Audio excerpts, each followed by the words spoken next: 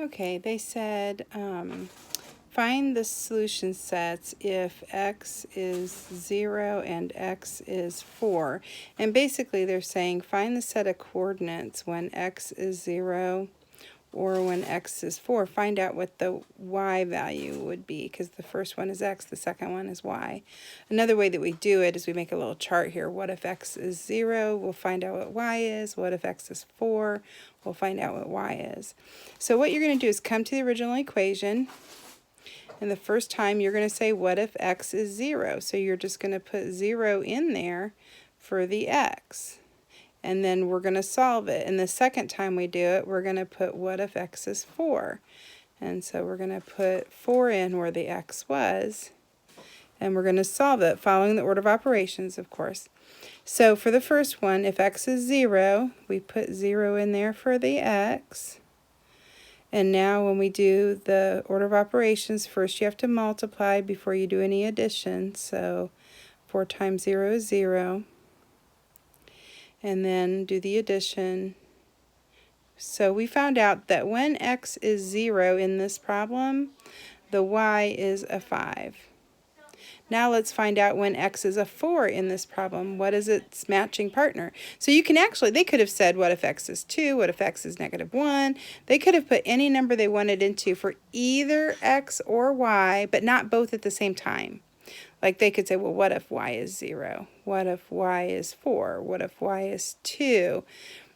And then they leave the x blank. Then you would plug these numbers into the problem and find out mathematically what the answer is for the other number. So anyway, back to this one. What if x is 4? We put the 4 in there for the x. So we have y equals 16 plus 5.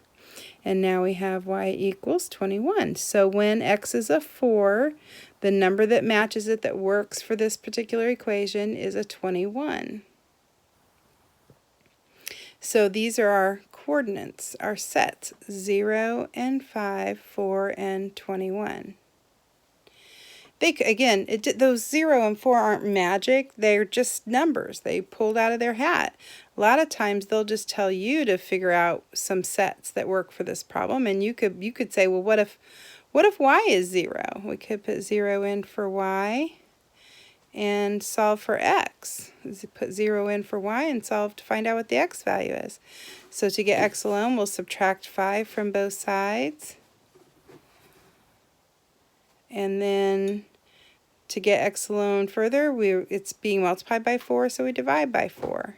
Now, we can come up with fractions. The problem's going to be is if they ask us to graph it, then fractions aren't easy to graph on the computer, so we probably wouldn't have you do that.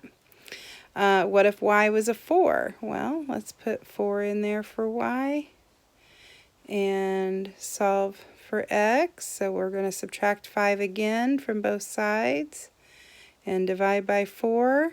So we get a -1/4.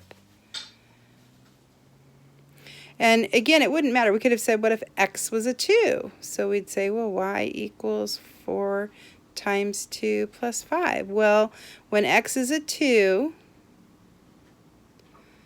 then y is 13. That's what matches it on this particular problem.